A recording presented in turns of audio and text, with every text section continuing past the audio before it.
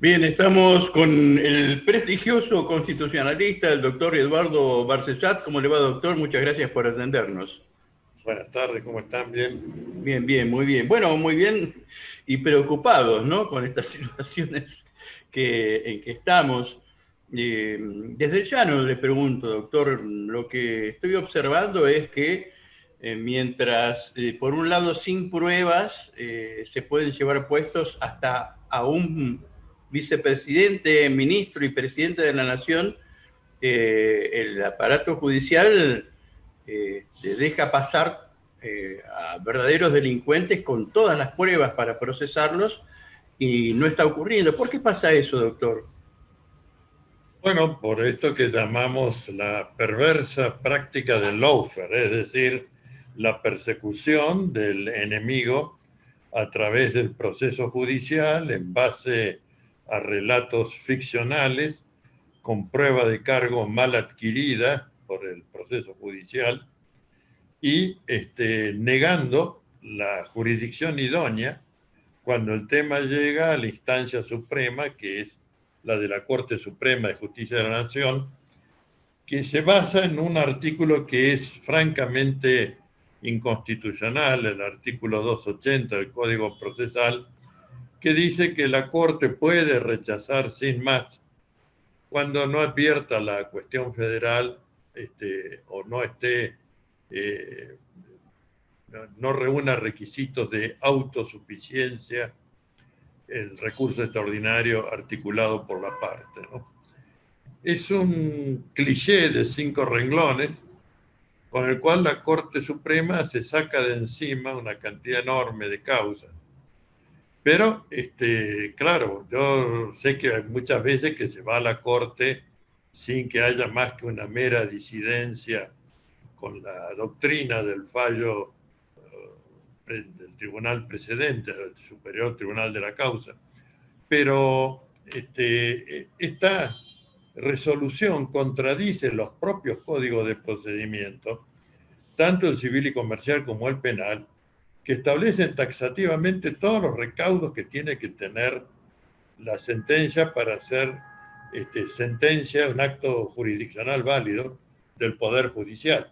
Es decir, no se puede, por un lado, decirle a los jueces inferiores todos los requisitos que tienen que tener sus resoluciones y sentencias, y del otro la Corte valerse de un cliché, una formulación dogmática y apodíctica para rechazar el examen de un tema que es eminentemente federal, porque se trata de acto y autoridad del gobierno federal de la nación al momento de la producción de los hechos, y con esto convalida solapadamente la sentencia dictada por el tribunal inferior.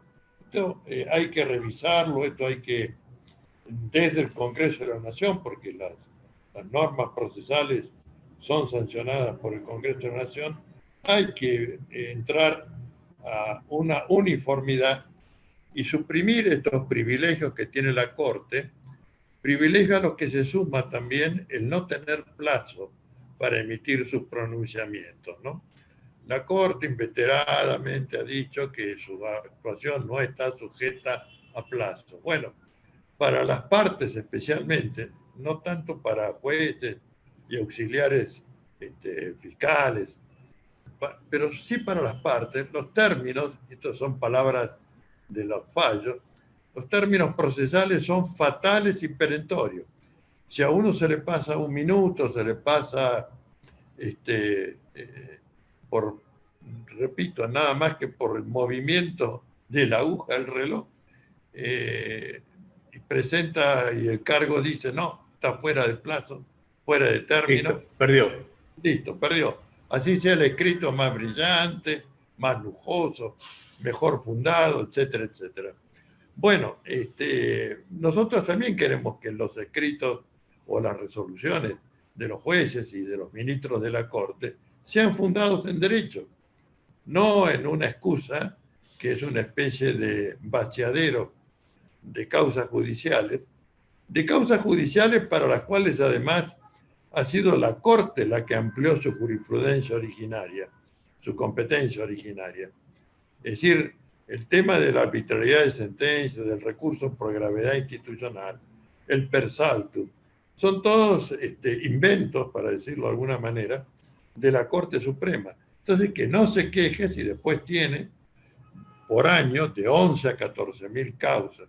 Entonces, esto es lo que tiene que examinar, o ha examinado, la comisión de notables que designó el presidente de la Nación para aportar ideas respecto de qué hacer con la situación de la Corte Suprema de Justicia de la Nación. Bueno, allí hay mayoritariamente, porque hay otras propuestas, la mayoritaria es de crear una especie de tribunal intermedio que se encargue de todos los temas de arbitrariedad de sentencia.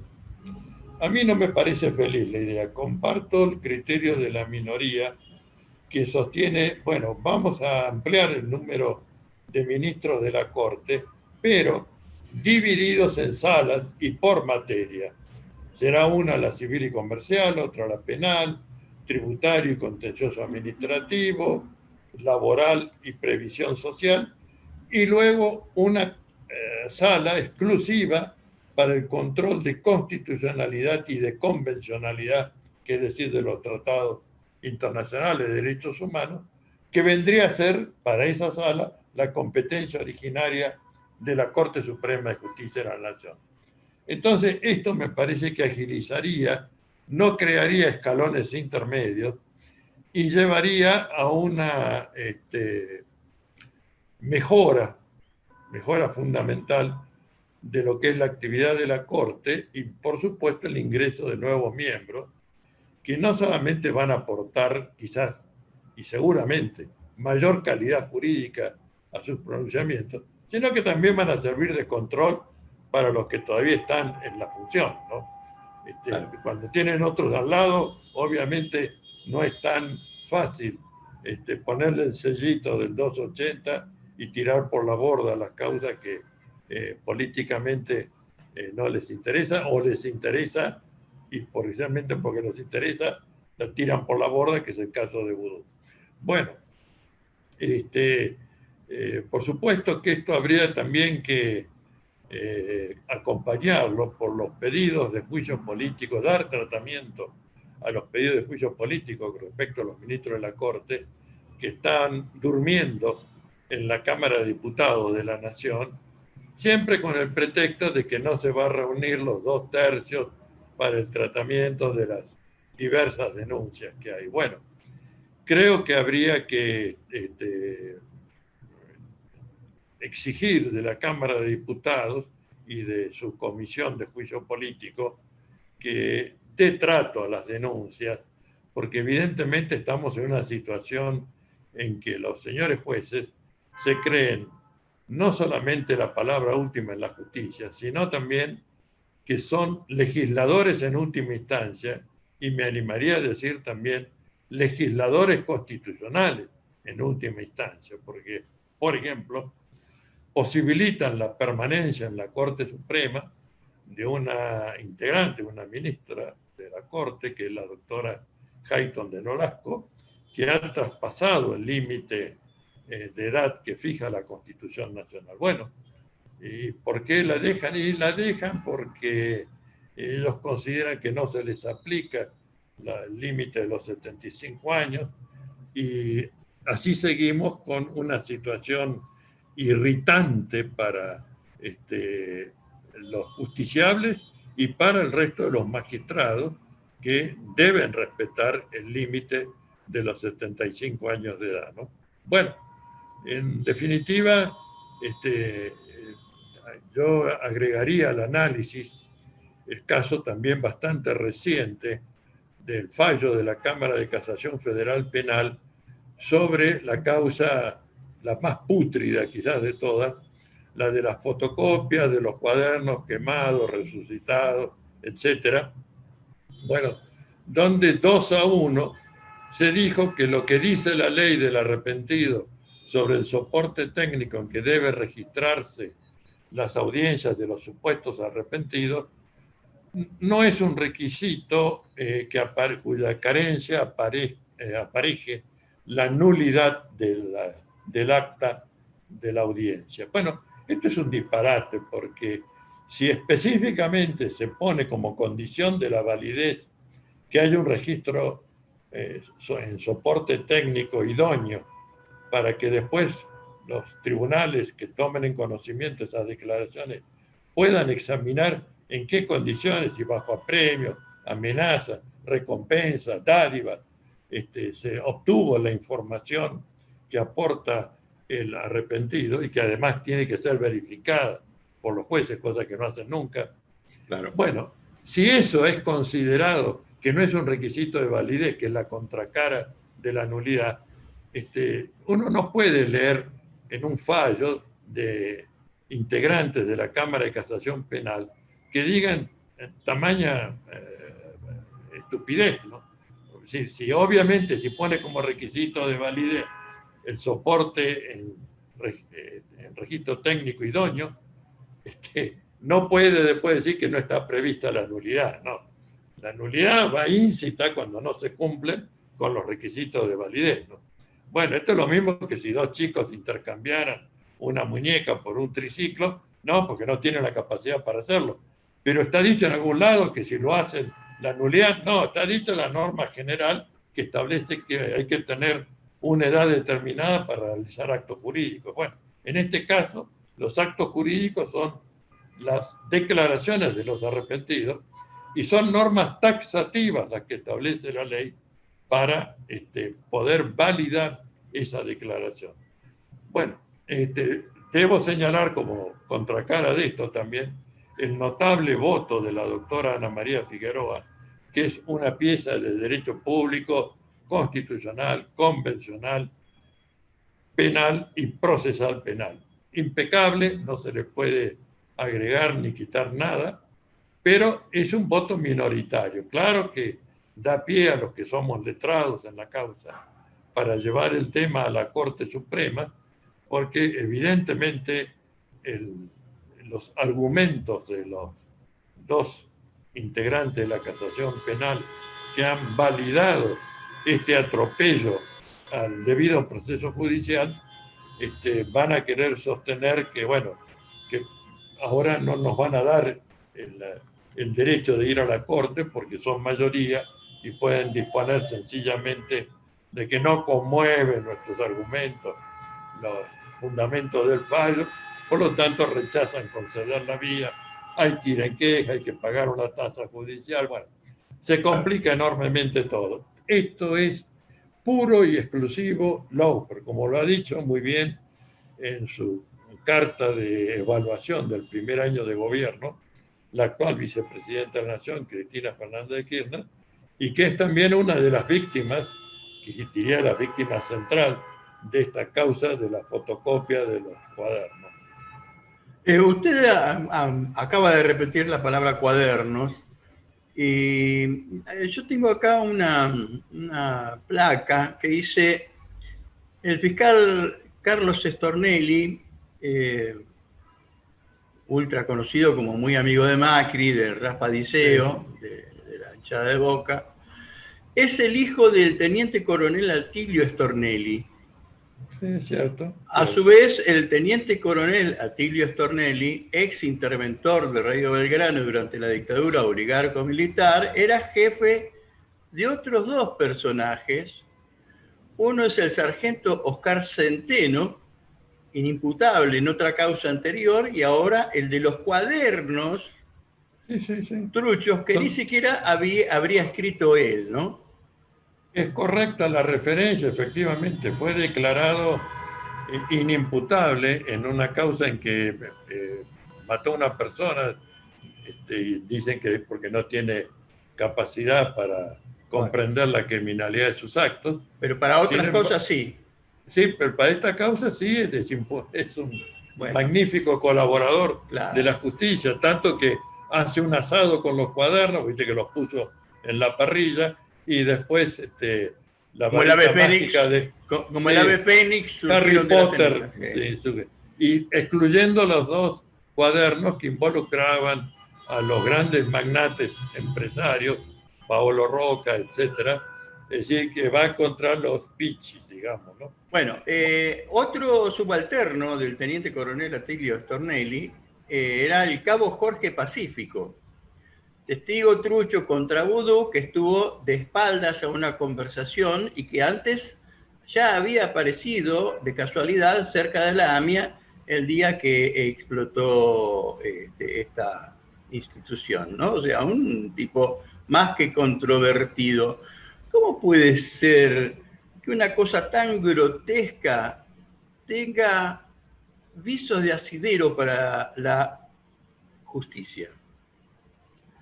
Bueno, eh, hasta ahora tenemos que decir, lamentablemente, que es derecho y ellos se basan en estas doctrinas anglosajonas de que derecho es lo que los jueces dicen que es. Con lo cual, la estructura jerárquica del orden jurídico positivo argentino, con la Constitución, los tratados internacionales de derechos humanos en su vértice, bajando a los otros tratados, las leyes, los decretos, las resoluciones ministeriales, las sentencias judiciales, los actos jurídicos, los particulares, todo esto queda aplanado porque dicen, no, no, no, esas son ideas que uno se hace. Derecho es lo que los jueces dicen en sus sentencias. Quememos la Constitución. ¿Para qué las leyes, bueno, entonces? Nosotros tenemos un sistema que sigue el modelo europeo de leyes escritas y estructura jerárquica. El derecho anglosajón mayoritariamente se conformó en base al common law, porque se entiende que el juez, cuando está interviniendo en el caso, puede meter la cuchara más profundo si no está sujetado por normas de procedimiento, ¿no? Y esto es lo que el doctor Bonadío, en su momento, denominó proceso creativo, ¿no? No me rijo por el código, me rijo por el proceso creativo. Bueno, o es lo que lleva a que un fiscal esté poseando la provincia de Santa Cruz. Bueno, todas estas cosas absurdas de los procedimientos se basan en estas doctrinas que las han exacerbado.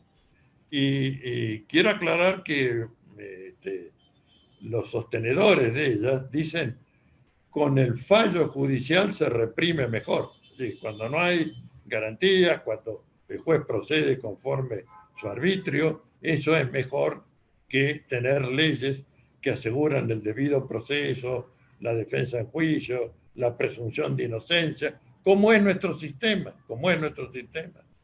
Pero ellos, en esta función de exacerbar las potestades de los jueces, se convierten, como dije, en legisladores constitucionales, porque dicen, no, a mí no me interesa que haya en la Convención Americana de Derechos Humanos o en el Pacto Internacional de Naciones Unidas de Derechos Civiles y Políticos determinadas reglas para los procedimientos. No, a mí me interesa, yo tengo la causa, yo la manejo como me parece. Caramba. Bueno, es esto, no es otra cosa, ¿no? ¿Tiene algo que ver para ustedes que, por ejemplo, el embajador el ex juez de Texas y actual embajador Edward Prado haya manifestado descaradamente que venía a Argentina a fortalecer la justicia en una descarada intromisión en los asuntos internos del país, ¿no? Bueno, esto es increíble que un embajador que dice eso, lo que debiera hacer un gobierno es envolverlo en papel de diario, ponerle un moño de cáñamo y devolverlo al país de origen, no cualquier otra cosa. Esto es lo que corresponde para el concepto de soberanía y de trato igualitario entre los distintos países. No que venga alguien que se cree dotado de una función civilizatoria, por favor, y mucho menos pensar que las prácticas del common law nos van a dar alguna garantía de un mejor derecho. Para nada. Son la cumbre de la arbitrariedad y de la discrecionalidad, ¿no?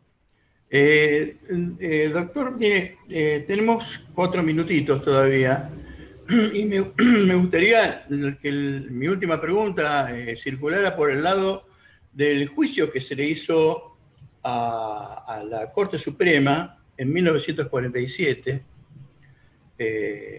y que estuvo sustentado ese juicio a la Corte Suprema entre otras cosas, habían convalidado las dictaduras de 1930 y de 1943.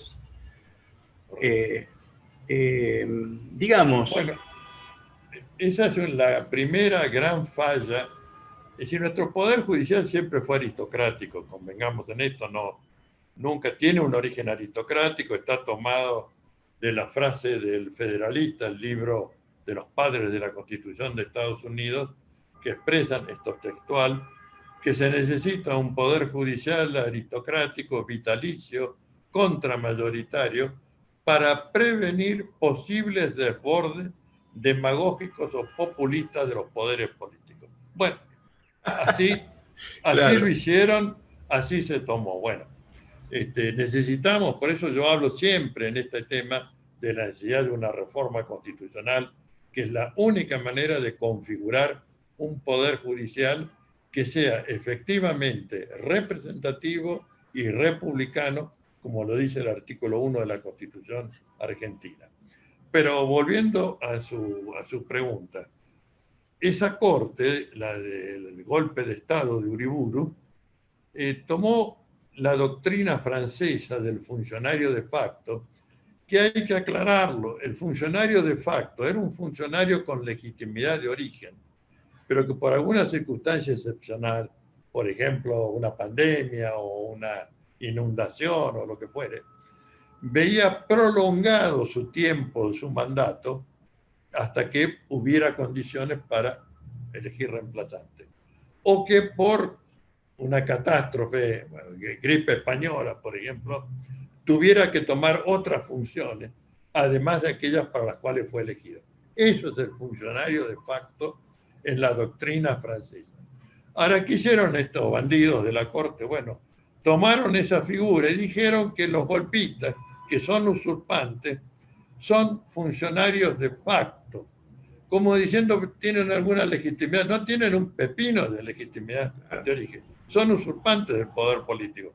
Bueno, afortunadamente a ellos se les puso sepultura con el nuevo artículo 36 de la Constitución Nacional, que condena el acto de fuerza, de apropiación del poder político, el ejercicio usurpativo de las funciones de los poderes del gobierno federal, que establece la imprescriptibilidad de su responsabilidad penal y patrimonial, la nulidad absoluta de los actos de gobierno que hayan hecho y la inhabilitación a perpetuidad a ocupar cargo o función pública.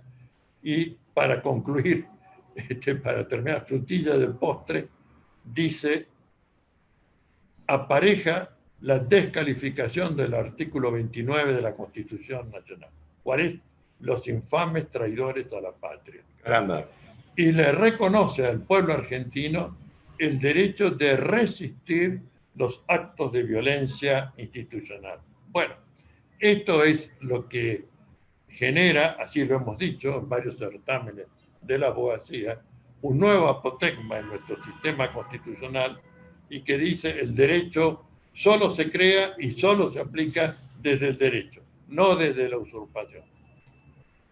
Caramba. Bueno, doctor, le quedo muy agradecido, como siempre. Me gustaría seguir conversando con usted. Tengo mucho para preguntarle, pero bueno, sabemos que tiene otras obligaciones, así que le agradezco mucho y estamos en contacto y a su disposición cuando así lo requiera, doctor.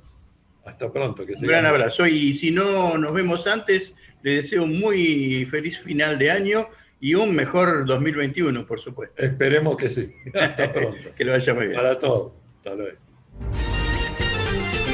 Desde Buenos Aires, República Argentina, transmite Radio Independencia.